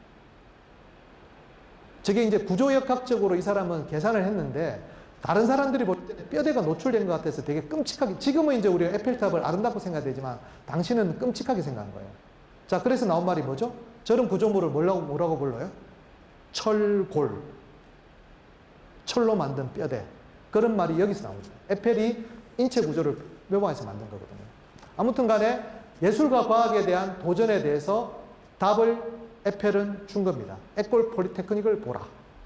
그것이 우리나라를 만들었다. 뭐 이런 건데. 자, 영국은 또 다른 교육 제도를 만듭니다. 그 중에 하나가 대중과학인데 이게 1802년 영국 왕립연구소의 언어 과학 실험 장면입니다.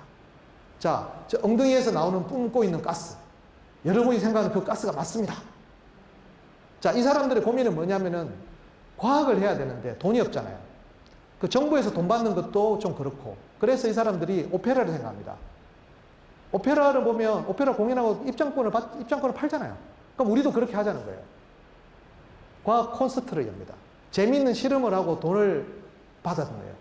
근데 너무나 재미있는 실험을 많이 하고 강의를 잘하니까 사람들이 구름같이 몰려들어요. 그렇게 해서 이 왕립연구소는 이 과학 강연을 지금도 하고 있습니다. 이게 1802년이잖아요. 200 몇십 년 전에 과학 콘서트가 지금도 합니다.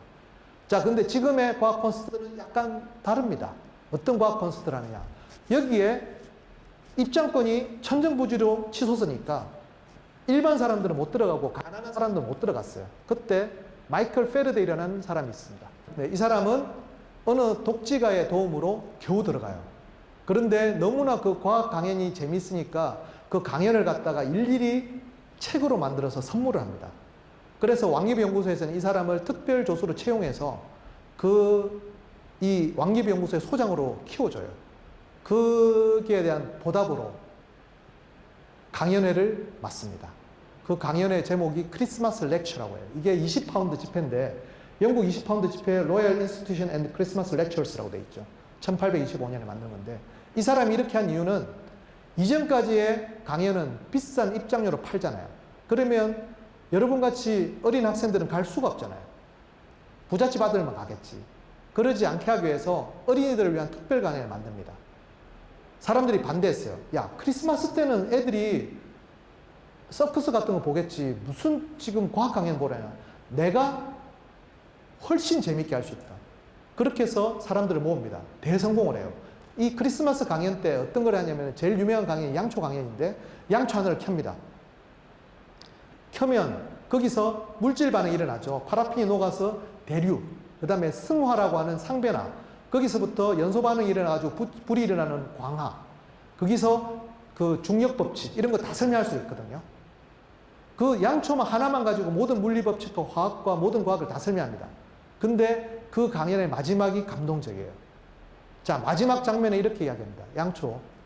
자, 여러분, 어떤 다이아몬드가 양초보다 아름다울 수 있을까요? 어둠 속에서 양초는 스스로 빛을 내지만 다이아몬드는 양초가 빛을 비추기 전까지는 아무것도 아니죠.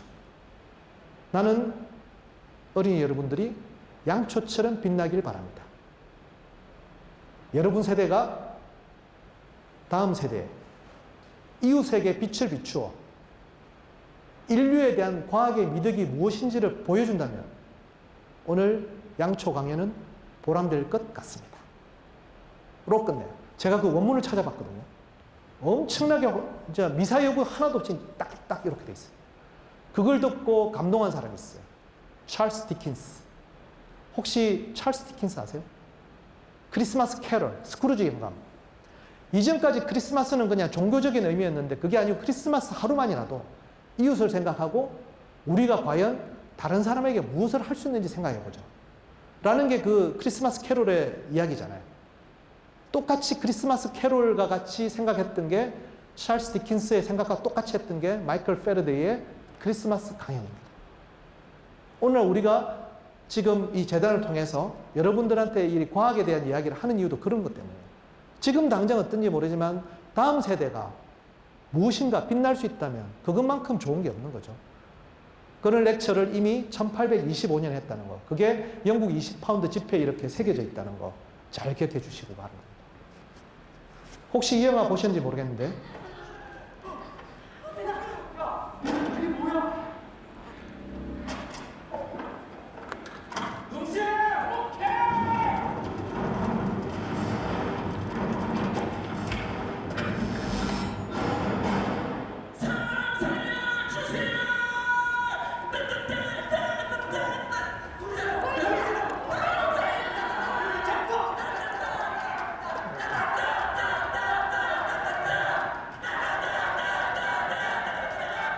전국이 유명해졌죠. 따따따따따 이게 뭐죠? 모스보죠. 모스보. 그죠? 자, 모스보를 만든 사람이 누구죠? 세뮤얼 모스. 워싱턴에 가면 내셔널 갤러리라고 있습니다. 우리 같은 국립미술관. 거기 가면 세뮤얼 모스의 방이 있어요. 왜 그렇죠? 세뮤얼 모스는 화가입니다. 모르셨죠?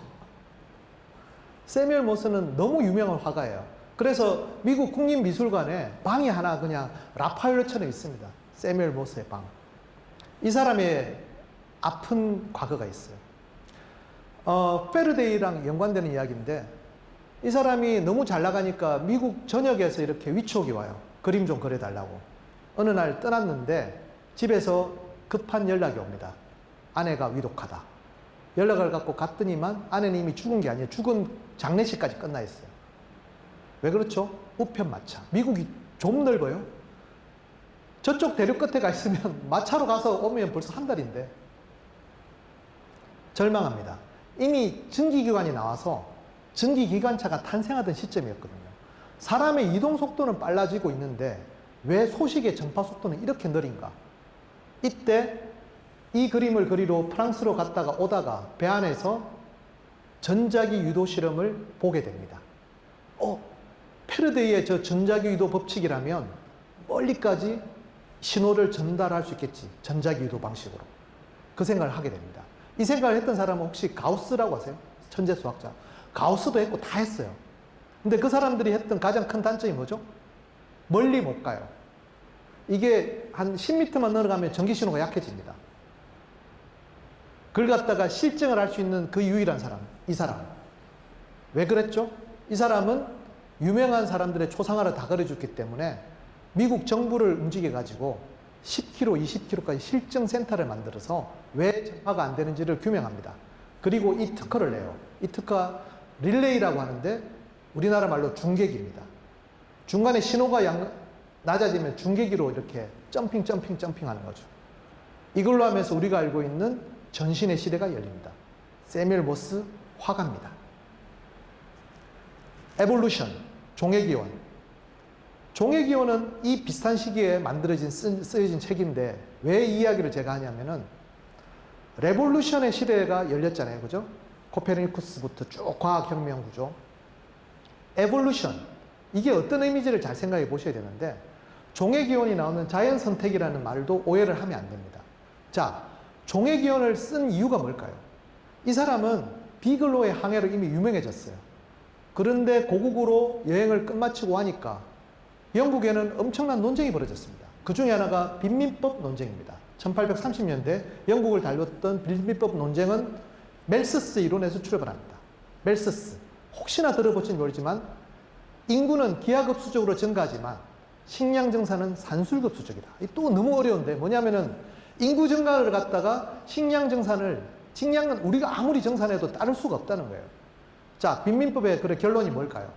그래서 가난한 사람을 도와주면 안 된답니다. 나눠 먹다가 다 죽는다요.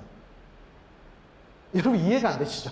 근데 1830년대 영국은 그랬어요. 빈민법은 가난한 사람들한테 어떻게 식량 배급을 줄이느냐예요. 그만큼 먹고 살기 힘들었으니까. 여기에 의문을 품었던 사람이 이 사람이에요. 과연 인구 증가가 그렇게 기하급수적으로 가는 것인가? 자, 자연을 봅시다. 어떠한 종이 무한정 종에 증식하나요? 하다 멈추죠. 왜? 생태학적 균형 때문에 그렇습니다. 다른 여러 가지 생물학적 다양성이 평형을 이루어요. 자, 우리가 지금 조류독감이 많이 퍼지는 이유가 뭘까요? 전 세계 닭 품종이 너무나 통일되어 있어요. 굳이 이게 왜 퍼지죠? 우리나라에 돼지 품종이 한 개인가 두 개인가 밖에 없어요. 생물학적 다양성이 허용되지 않잖아요. 그렇기 때문에 바이러스 입장이 너무 좋은 거죠. 우리 인간이 팬데믹으로 고생하는 것 그 이유 때문인지 모릅니다. 생물학적 다양성. 그게 이 사람이 비글로에 항해해서 경험했던 바입니다. 자, 그러면 이 내용을 갖다가 내추럴 실렉션이란 말에 인위적으로 만들지 말자는 거죠. 우리는 언젠가 그게 적용하면서 우리가 우리에게 알맞는 소위 말하는 다양성을 존중하는 그 시스템으로 사회를 구성할 수 있다는 믿음이죠. 이게 종의기원입니다. 그래서 이 에볼루션이 어떤 거냐면, 레볼루션은 갈아치운다는 말이잖아요. 갈아치운다. 그죠? 혁명. 에볼루션은 라틴어로 evolving, 책을 펼치는 걸 말해요. 어떤 특정한 것이 다른 것보다 우월하다는 것이 아니라 다양하게 펼쳐놨다 보면 우리는 새로운 것들에 대해서 선택을 하면서, 잘 봅시다. 우리나라 경제가 반도체가 좋다고 해서 반도체 학과만 늘린다고 경제가 발전할 것인가? 그럼 반도체 경기가 안 좋으면 우리 다 죽는 거예요. 그러지 말고 다양한 분야, 학문 분야를 해놓으면 어떠한 세계 경제 변화에도 우리가 민첩하게 대응할 수 있겠죠. 뭐 이런 이야기입니다. 아무리 그 인기 갖고 안 좋은 분야를 할지라도 다양성을 펼쳐놓으면 언젠가 거기에 적합한 것들이 우월하게 되는 것이죠. 이게 지금 에볼루션의 핵심입니다. 그 아이디어를 알 수 있는 그림이 있습니다. 이게 이제 그 고디바라고, 혹시 고디바 전설 아시는지, 중세에 어떤 영주가 굉장히 가혹하게 세금을 매겨요. 그러니까 부인인 고디바 부인이 남편한테 애원합니다. 제발 세금을 낮춰주세요. 그러니까 남편이 농담 반 진담 반으로 당신이 나체로 마을을 돌아다니면 내가 세금을 깎아주겠어. 실제로 그렇게 했다는 거잖아요. 자, 이걸 갖다가 그린 사람이 토마스 헉슬리라고 해서 찰스 다윈의 이론을 전파했던 사람의 사위가 그린 거예요. 왜 이 사람, 그러면 이 다윈의 진화론이라는 것을 전파했던 사람의 핵심적인 철학을 알 수 있는 거죠. 가난한 사람을 일부러 도와주지는 못하지만 생물학적 다양성을 우리가 어떻게 유지하는 것이 이 사회를 건강하게 만들 것인가. 제가 오늘 계속 경계를 넣는 사람들의 이야기를 드린 이유가 그렇습니다. 어떠한 특정한 분야가 우리가 미래가 좋을 거라고 여러분 세대에 제가 말할 수가 없어요. 단지 그냥 여러분들이 생물학적 다양성을 가지고 그 분야를 넘어설 수 있는 자율성만 가진다고 해도 충분히 우리 사회는 건강해진다는 뜻이 되겠죠. 이것만 보셔도 알 수 있습니다. 자, 라이트 형제. 이 세 사람 중에 비행기를 성공한 사람은 보잉이죠.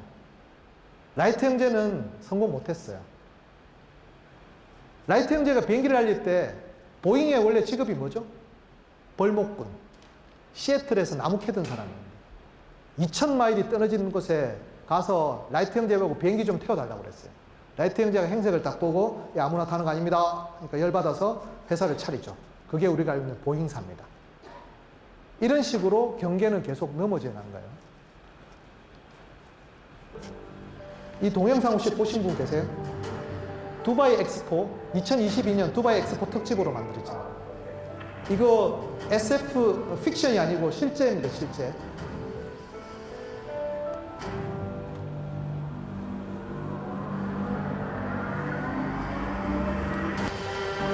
아까 제가 보여드렸던 그 제트 엔진.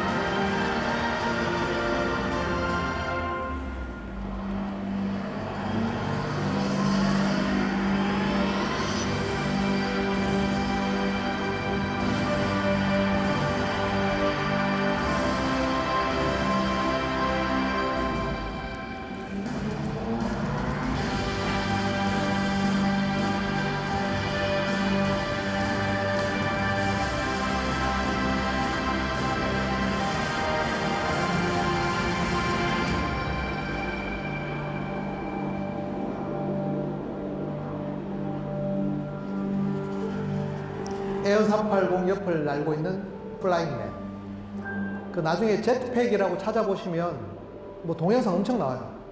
저걸 이제 발에 달고 다니는 그 보드처럼 타고 다니는 자파타라는 사람이, 그 사람은 도보해 건너갔고, 지금 이런 시대에 여러분이 있습니다.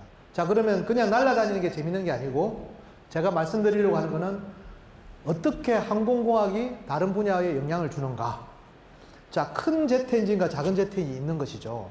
자, 차이가 어떤 게 있냐면은, 작은 제트 엔진은 저기 보면 공기를 압축해서 밀어주는 장치, 임펠러라고 하는데, 임펠러가 저렇게 생겼어요. 자, 오른쪽 하단부에 있는 저런 모양인데, 저걸 갖다가 우리가 전문용어로, 제 전공이 그건데, 원심 임펠러라고 합니다. 그냥 저렇게 그냥 구체적으로 아실 필요 없어요. 저렇게 생기면 원심 임펠러인데, 저 크기에서는 공기를 압축하는데 지난 100년간 어떠한 장치보다 공기를 가장 잘 압축시킵니다.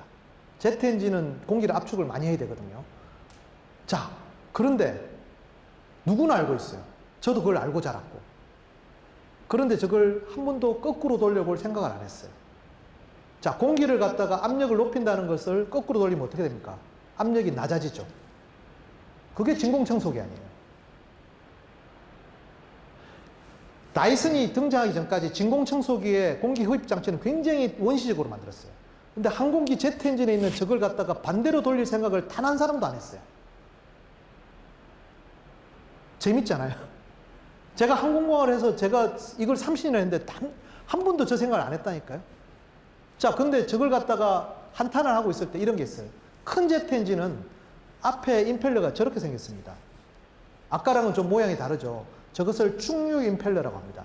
자, 앞에 봤던 거는 압축비를 좋게 하는 거고, 지금은 압축비는 조금 약한데 풍량을 극대화해요. 바람의 양을. 자, 이게 어떤 의미냐면은, 여자분들은 아침에 머리 말리는데 시간이 많이 걸립니다. 남자가 잘 이해를 못해요. 머리 말리는데 30분씩 걸려요. 그런데 헤어드라이 온도를 올리면 어떻게 돼요? 머리 탑니다. 풍량을 증가시켜야 되잖아요. 다이슨이 그렇게 해서 헤어드라이를 만들었다니까. 아니, 이 생각을 우리는 또 왜 못했지? 진공청소기 때 무릎을 치는 순간 이 사람은 이까지 나갔네? 그렇게 한탄하는 순간 이것까지 나왔어. 고데기. 지난 연말 올겨울 최고 히트 상품. 다이슨의 헤어스타일러. 이건 뭘까요? 이것도 남자들이 잘 이해 못해. 머리를 컬링을 주려면 머리 빛이 물리적으로 말아야 됩니다. 고온으로 가열할 때 머리빛을 이렇게 물리적으로 말면 모발이 손상됩니다. 여성들은 그게 제일 힘들어요. 헤어 트리트먼트. 그런데 물리적으로 접촉을 안 하면 모발 손상이 적어지잖아요. 물리적으로 접촉을 하지 않고 머리를 말 수 있는 방법. 이걸 갖다가 코안다 이펙트라고 합니다. 이거는 우리 유치학과 가는 사람 100년, 그러니까 코안다는 그러니까 루마니아 항공공학자인데 라이트 형제랑 동시대 인물이에요. 헨리 코안다라는 사람은 루마니아 항공공학자고, 루마니아 수도가 부크레슈티인데 부크레슈티의 공항 이름이 헨리 코안다 인터내셔널 에어포트입니다. 되게 유명한 사람이에요. 근데 우리는 잘 모르지만, 아니 다이슨은 어떻게 하겠대? 그 코안다 이펙트는 뭐냐면 물체 주변에 와동을 만들면 자연스럽게 회전이 만들어져요. 그러면 굳이 억지로 힘을 주지 않고도 머리가 말아집니다. 그러면 물리적으로 머리를 손상시킬 바 안 해도 되잖아요. 고데기. 자, 그러면 이걸 이 세 가지 혁신적인 제품을 만드는 제임스 다이슨, 유체역학자, 항공공학자, 기계공학자, 엔지니어, 디자인 스쿨 출신입니다. 제가 항공공학을 했기 때문에 생각 못 했던 거예요. 디자인 스쿨 출신은 할 수가 있죠. 왜냐하면은 자기 분야가 아니니까. 자기 분야가 아니니까 오히려 더 생각이 자유로운 거예요. 나는 저걸 갖다가 저는 계속 제트 엔진 만들 것만 생각하고 있었던 거예요. 다빈치 시대 때만 이런저런 분야에 능통한 사람이 있는 게 아니라 지금 이렇다니까요. 여러분 시대가 그렇습니다. 이 질문하면 다 답을 아시죠? 당연히 다 똑같기 때문에 답을 했겠죠. 근데 이렇게 드론이 많다는 건 모르시죠? 무인기 드론, 세계에서 가장 비쌉니다. 3,400억. 오른쪽에 우리가 알고 있는 그냥 장난감 드론. 그리고 원래는 이런 게 더 많이, 세계에서 가장 많은 게 표적기 드론이고, 그 다음에 드론 택시 같이. 드론은 굉장히 종류가 많은데 왜 드론인지 아세요? 이것도 우리가 잘 못 가르치는 것 중에 하나입니다. 드론은 1930년대에 만들어졌습니다. 자, 항공기가 무기로 만들어지니까 항공기를 격추하는 연습을 해야 되잖아요. 근데 항공기를 격추하는 연습하는데 항공기에 조종사가 타고 있으면 될까요? 안 될까요? 안 될 거 아니에요. 그래서 무인 항공기를 만든 겁니다. 그 무인 항공기의 이름이 퀸 비였어요. 영국 최초. 그걸 보고 미국 해군이 너무나 감명을 받아요. 퀸 비를 모방해서 자기도 무인기를 만들죠. 퀸 비가 여왕벌이잖아요. 그래서 드론이라고 이름. 드론 사진 찾아보세요. 숫벌. 드론은 숫벌입니다. 퀸 비 때문에 만들어진 숫벌. 그래서 공식 용어는 우리가 Unmanned Aerial Vehicle이라고 하네요. UAV라고 하죠. 무인기라고 하지. 드론이라고 하는 말은 잘 안 씁니다. 왜냐하면 그는 미국에서 만들어진 거고, 어떻게 보면 우리가 뭐 프리마나 안 그러면 뭐 이런 거 이름 안 쓰듯이 그런 비슷한 거예요. 상품명인데 어쨌든 드론은 이렇게 탄생했습니다. 자, 이렇게 다양한 학문이 어떻게 연결되는지를 좀 더 보시면 헨리 포드하고 에디슨이 왜 저렇게 같이 있을까요? 헨리 포드는 에디슨 전기회사의 직원이었습니다. 그때 대세는 전기차였어요. 전기차인데 헨리 포드가 어느 날 에디슨한테 사표를 냅니다. 선생님, 저 가솔린으로 차를 만들고 싶습니다. 야야야, 전기차가 대세인데 무슨 가솔린? 야, 가솔린 비싸서 안 돼. 아, 내가 만들어 보겠다고. 내가 만들어 보겠다고. 그래서 헨리 포드, 우리가 알고 있는 포드사가 만들어져요. 자, 그때 그러면 왜 전기차를 뛰쳐나왔을까요? 지금도 똑같은데 전기차는 한 번 충전해서 오래 못 갑니다. 배터리 무게가 너무 무거워요. 가솔린은 드럼통 한 통이면 엄청 오래 가잖아요. 자, 이 세 사람이 왜 있냐? 아, 그때 뛰쳐나갈 때 그 마차바퀴 만들던 사람이 있어요. 파이스톤. 헨리 포드 친구인데, 야, 니 그 회사 만들면 타이어는 내가 만든다. 그래서 파이어스톤은 세계 최대 타이어 회사입니다. 이 세 사람이 왜 있냐면은, 자, 그러면 전기차보다 우월한 걸 증명하려면 오래 가는 걸 증명해야 되잖아요. 그래서 주말마다 피크닉을 떠납니다. 200km, 300km를 달리면서 야외, 그러니까 지금은 차박. 이게 지금 1920년대 사진이에요. 그러면서 전기차보다 가솔린차가 우월한 게 증명된 거죠. 그런데 이제 지금은 친환경 때문에 다시 거꾸로 돌아가고 있는 거죠. 그렇게 테슬라가 탄생합니다. 테슬라 탄생을 한 이 사람은 원래 직업이 뭐였죠? 원래 전공은 경영학이었고 직업은 전자상거래, 페이팔이라고 하는 전자상거래 하는 사람이었어요. 전자상거래도 돈을 되게 많이 벌었죠. 엄청나게 돈을 벌었는데 그 돈을 갖다가 전부 다 스페이스X라는 회사를 만드는 데 투입을 했습니다. 자, 그러면 지금 스페이스X 유명하잖아요. 성공했냐? 아닙니다. 1억 6,500만 달러. 1억 6,500만 달러면 2천억쯤 돼요. 2천억을 다 날립니다. 처음 4번 발사가 전부 다 터졌어요. 2천억을 그 자리에서 날립니다. 1년 만에. 그리고 부인한테 이혼당해요. 당연히 이혼하지. 2천억을, 아니, 경영학 전공자가 전자상거래 했으면 돈 2천억 벌었으면 됐지. 그걸 갖다 다 투자해가지고 하니까 이 사람이 살기 위해서 테슬라의 경영진, 테슬라라는 회사는 원래 있었어요. 경영진으로 참여합니다. 그런데 아까 전기자동차의 문제가 뭐라고? 오래 못 가잖아요. 멀리 못 가잖아요. 테슬라는 그걸 과감하게 혁신합니다. 어떻게 하냐면 테슬라 모델 S의 차무게를 아시는 분. 모델 S 2.2톤입니다. 배터리를 무지막지하게 달아버려요. 그럼 오래 갈 거 아니에요. 그러면 비싸지겠지. 비싸게 팔자 이거지. 비싸게 팔아요. 모델 S를 1억 이상 팔았잖아요. 1억, 그러니까 대당 가격을. 그렇게 양산하면서 지금은 이제 계속 이제 다운시키고 있는 거죠. 그 테슬라로 엄청 돈을 벌었을 거잖아요. 그 돈을 다시 스페이스X에 다 돌아붙습니다. 그렇게 해서 결국 스페이스X를 성공시키는 거죠. 도대체 이 사람이 전공이 뭔지 모르겠지만 어쨌든 엔터프레뉴십이라고 해서 기업가 정신이 엄청난 건 맞아요. 자, 그러면 전기냐, 기계냐, 항공이냐 구분은 무의미합니다. 전기차의 시대가 됐는데 그러면 기계공학이나 이 사람은 이쪽 전공은 필요 없나? 자, 아이패드 원가 구조예요. 여기서 제일 비싼 게 뭘까요? 아이폰이나 아이패드에서 제일 비싼 게 메모리, 터치스크린, CPU, 통신반도체, 배터리? 아닙니다. 껍데기가 제일 비쌉니다. 여러분 모르셨죠? 아이패드에서는 껍데기가 제일 비쌉니다. 금속으로 되어 있잖아요. 금속으로 할 수밖에 없는 몇 가지 이유가 있는데 기술적으로 그렇게 하는 게 가장 견고합니다. 애플은 그걸 위해서 CNC 머신을 갖다가 약 10,000대를 보유하고 있습니다. CNC 머신 하나가 몇 억씩 하거든요. 삼성이 그대로 따라가고 있어요, 지금. 그런 식으로 미케니컬 파트가 제일, 그러니까 전기, 전자, 항공이라는 구분은 무의미합니다. 항공공학을 제가 이렇게 오래 했지만 다이슨 못 이기잖아요. 여러분의 시대는 지금 이런 시대를 살고 있는 겁니다. 전공에 구애받지 마세요. 천리, 굉장히 자랑스러운 겁니다. 저게 5천억 들었거든요. 저거 만드는데 10년 걸렸어요. 지금 만들면 또 10년 후에 발사합니다. 이래가지고는 변화되는 환경에 적응 못해요. 그래서 만들어지는 게 이런 겁니다. 최근에 이제 여러분 뉴스 보시겠지만 도요셋이라고 해서 군지비성 같은 거 우리나라가 쏘게 될 겁니다. 누리호 3차 발사에서. 이런 식으로 10cm 정도 되는 위성을 여러분들도 만들 수 있습니다. 지금 학교마다, 대학마다 만들고 있어요. 이러한 것들이 왜 중요하냐면은 저게 5천억짜리 만들어서 하다가 보면 저기가 추락할지도 문제가 되고 시간도 너무 오래 걸려서 지금 당장 필요할 때 못 쏴요. 그래서 초소형 발사체들이 만들어지고 있는데 이런 걸 한번 보시죠. 1,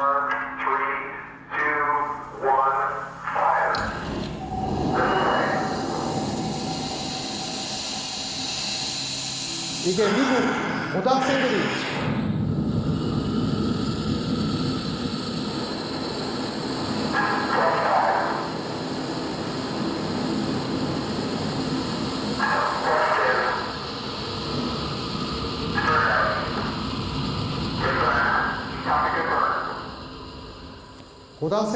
로켓을 만들어서 여러분 고프로 하시죠. 고프로 로켓에다가 고프로 달아가지고 이렇게 촬영하는 거예요. 고프로 촬영 경진대회 1등한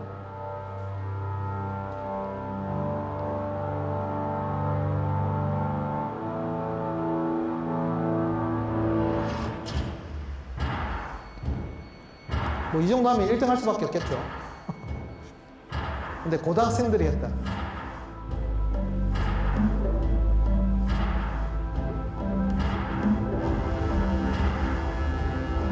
물론 이 정도 고도는 아주 높진 않습니다. 한 100km 정도 돼요. 100km.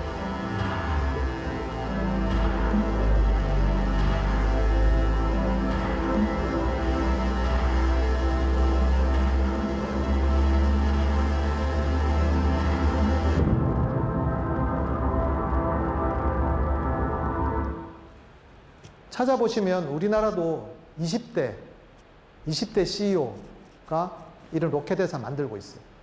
실제로 시험 발사를 갖다 블루웨일이라고 제주에서 발사했고 25살이죠.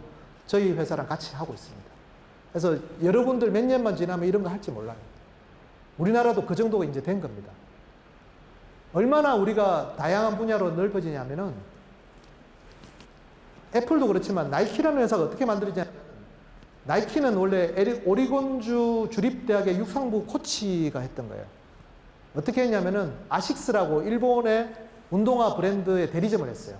일본이 아식스도 아니무스 사누스 인 코프레 사노, 저게 무슨 뜻이죠? 건강한 육체에 건강한 정신이 깃든다.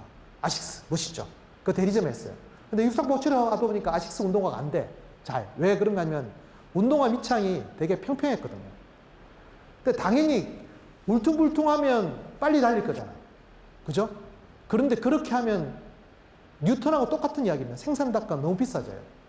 근데 그걸 갖다가 성능이 뛰어난 것만 입증이 되면 비싸게 팔 텐데 입증할 방법이 없잖아. 그죠? 어떻게 했냐면은 집에 있는 와이프가 와플 기계에다 와플을 찍어내잖아요. 와플. 거기다 고무를 부었어. 와플로 찍어냈어요. 그게 부인한테 엄청 얻어맞아요. 근데 그 와플 기계 찍어낸 걸 갖다가 선수들 아식스 밑창에 다니까 기록이 너무나 빨리 성장하는 거죠. 그렇게 해서 만든 브랜드가 나이키입니다. 그래서 집에 가서 찾아보세요. 나이키의 농구화 브랜드가 뭐죠? 마이클 조던입니다. 그죠? 그 골프 브랜드는 우드. 그죠? 육상화 브랜드는 와플입니다. 지금도 와플입니다.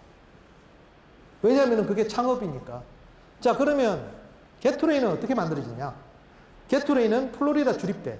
플로리다에 있는 악어를 우리가 뭘로 부르죠? 엘리게이터라고 부릅니다. 그래서 크라커다일이 아니고 엘리게이터라고 불러요. 그래서 플로리다, 우리 동물 이름을 가지고 이렇게 선수 명칭을 많이 하니까, 예를 들어서 저는 이제 UCLA 출신, UCLA는 브루인즈라고 하는 게, 브루인이 이제 곰이거든요, 곰. 그 다음에 여기는 엘리게이터가 워낙 많이 나오니까, The Gators라고 그래요.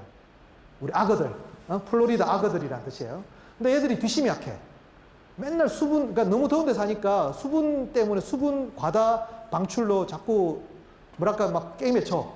그래서 그 코치들이 플로리다 주립대 의대 사람들한테 요청을 합니다. 물보다 흡수가 빠른 이온음료를 만들어주세요. 그렇게 만들었더니만 역겨워서 애들이 못 마셔. 이온음료니까 역겨워 못 마시니까 레모네이드 향을 탔어요. 그러니까 잘 마시죠. 그래서 만드는 게 게이터레이드. 우리나라 말로 게토레이가 된 겁니다. 자, 그리고 오른쪽에 있는 언더아머. 이 사람은 미식축구 선수였는데, 그러니까 어떠한 편견이 있냐면은 운동 스포츠 내에는 땀 흡수가 잘 돼야 된다는 이상한 믿음이 있었어요, 옛날에. 숙면 내에.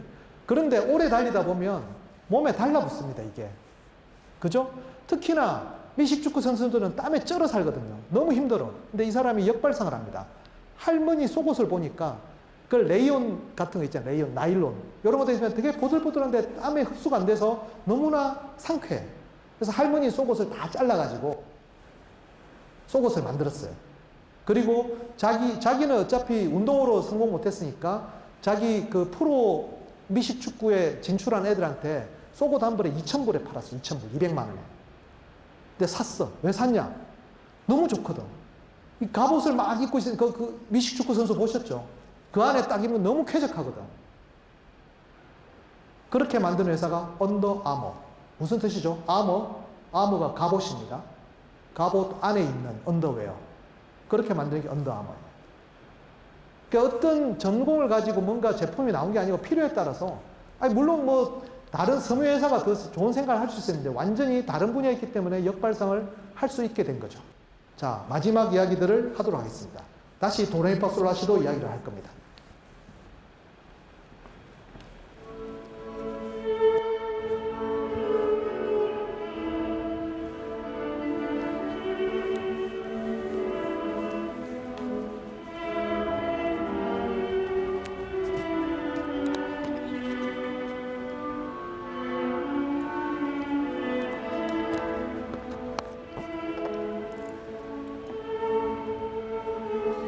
굉장히 익숙한 멜로디죠.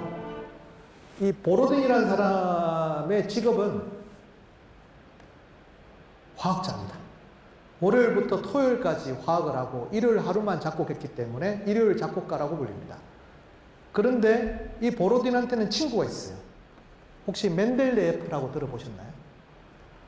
멘델레예프가 만든 게 주기율표죠. 원소 주기율표. 자, 보로딘이 친구한테 해준 말은 옥타브 법칙이라고 있다고. 도레미파솔라시 다음에 8번째 반복이 된다는 거죠. 8의 주기로 반복이 된다는 거야. 8. 자, 원소 주기율표 초기에 보면 원소 번호 8마다 반복이 돼요. 그리고 우리가 족이라고 부릅니다. 옥타브 규칙이 있네? 라고 해서 옥타브 규칙으로 만들어진 게 우리가 원소 주기율표입니다. 음악으로 탄생한 거죠. 자, 그러면 뉴턴으로 이야기로 다시 도덕합시다.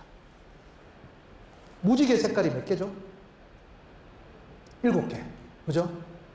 뉴턴이 1704년에 이 책을 쓰기 전까지 무지개 색깔을 7개라고 한 사람이 인류사에는 단 한 사람도 없습니다. 이게 최초입니다. 놀랍게도 그렇습니다. 우리나라 전통적으로 뭐라고 그러죠? 오색 무지개라고 부릅니다. 서양에서는 아직도 6가지 색으로 구분하는 사람들이 많아요. 왜 굳이 7개라고 했을까? 사실은 프리즘 실험을 하시면 무지개가 색이 경계가 있어요? 없어요. 그게 연속 스펙트럼이에요. 그게 128개라고 하든지 뭐 1024개를 아무 상관없어요. 근데 굳이 7개여야 될 이유가 뭐죠? 다시 이 안에 보면 도레미파솔라시도가 나옵니다. 도레미파솔라시까지가 7개잖아요. 8번째 반복되니까 1부터 7까지가 구성 요소라고 본 거예요. 그래서 실제로 안에 보면 빨주노초 파남보랑 도레미파솔라시를 딱 표로 비교해 놨습니다. 그래서 파장이 다를 거라고. 이 책이 처음입니다. 우리가 알고 있는 무지개 7가지라고 한 거는 피타고라스 음계에서 나온 거고, 거기에 대해서 주장한 사람은 뉴턴이 처음입니다. 아직 우리 교과서에는 안 나오지만 그렇습니다. 이 책을 보면 그렇습니다. 자, 그런데 뉴턴이 이렇게 빛의 변질을 갖다가 설명했을 때 약간 다른 생각을 가진 사람이 있어요. 괴테. 괴테가 과학자라는 사실은 잘 모르시죠? 젊은 베르테르의 슬픔. 1810년에 이 책이 촌천연색으로 나왔습니다. 왜 그럴까요? 아, 뉴턴 선생, 당신 말은 내 인정하겠다. 빛의 본질이 사물의 본질과 연관됐다는 걸 알겠는데 사람이 인식하는 건 다를 수 있어. 우리 데카르트 선생님이 이야기했거든. 시신경은 항상 왜곡해. 자, 거기서 나온 게 뭐죠? 보색, 경계색. 초록색 옆에 있는 노란색은 다르게 보입니다. 약간 파랗게 보입니다. 다르게 보일 수 있어요. 그죠? 그래서 1810년에 이렇게 총천연색으로 기록한 겁니다. 여기서 나온 사조가 이런 사조죠. 인상파. 자, 태양의 색깔은 뭐죠? 태양의 색깔은 흰색? 노란색? 빨간색? 정답은 그때 달라요. 상대주의적 관점이 이때부터 나오는 겁니다.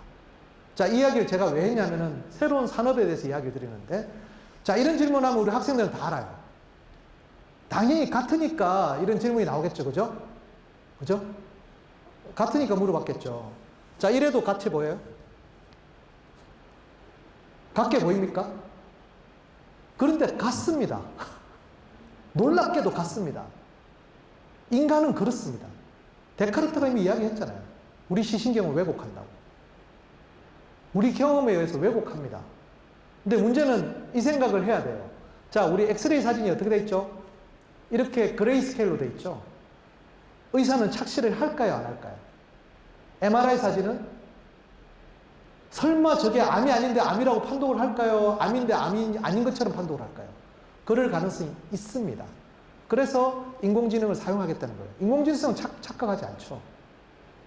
뭐 이런 이야기를 하는데, 이 이야기를 했던 게 아니고 제가 하고 싶은 이런 이야기인데, 제 친구가 있습니다. 제 친구가 화장품 회사를 해요. 내가 아무리 봐도 똑같은 것 같은데 다르대요. 다르다고 합니다. 이 친구는 원래 이런 회사를 합니다. 이 친구는 건축과를 나왔어요. 서울대 건축과를 나와서 레미콘 회사에서 일을 했습니다. 3년 동안 뭘 했냐면은, 여러분, 레미콘이 돌기 시작하면 1시간 내지 2시간 안에 부어야 됩니다. 레미콘 차 안에서 굳기 시작합니다. 자, 가는데 올림픽대로가 막혔어. 부어야 됩니다. 갔는데 거푸집이 안 됐어. 부어야 됩니다. 안 그러면 레미콘 차를 버려야 돼요. 저 광주에서 무슨 아파트 무너진 거 있잖아요. 그때 알면서 부었던 거거든요. 어쩔 수 없는 순간들이 있어요. 정말 위험합니다. 이런 걸 우리가 SCM이라고 합니다. Supply Chain Management. 정확하게 공급망 구조를 가져야 됩니다. 딱 적재적소의 원료들이 제대로 공급돼야 됩니다.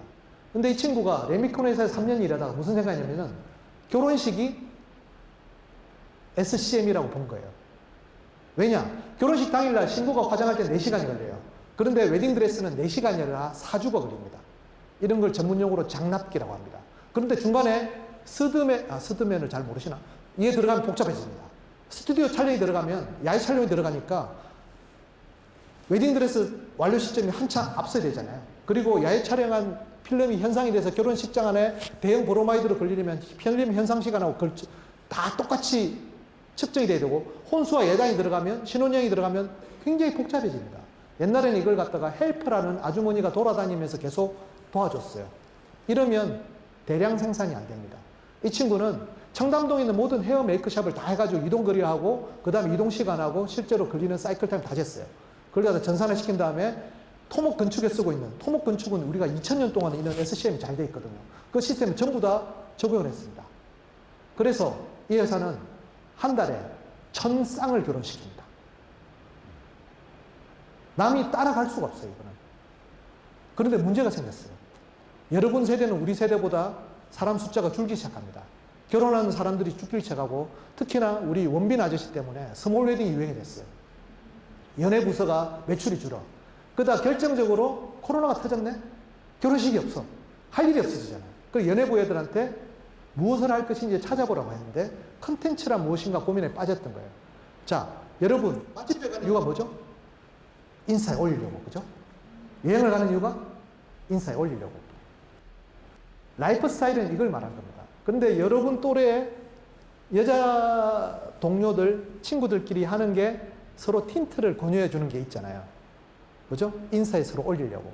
그런데 색은 왜곡됩니다. 색은 왜곡되고 우리가 인식도 왜곡되고 사람의 얼굴 스타일하고 혈액순환하고 정도에 따라서 다 다르게 느껴진대요. 자, 그걸 갖다가 일부러 왜곡시키려면 우리가 얼짱각도를 만들듯이 그렇게 왜곡해서 잘 나오는 인스타 사진이 나오는 색을 제한해주는 앱을 만들면 어떨까? 해서 했는데 첫 달에 이 틴트가 40억을 팔았어요.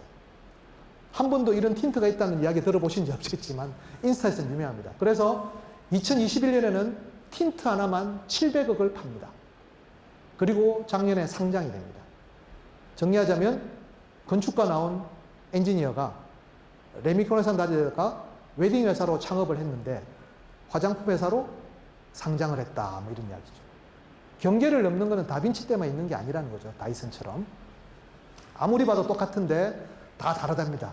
이렇게 앞으로의 여러분 시대에는 라이프 스타일하고 매칭되는 엔지니어링 기술이 굉장히 유명해질 텐데요. 사실은 이야기를 할까 말까 하다가 이 노래 들어보셨나요?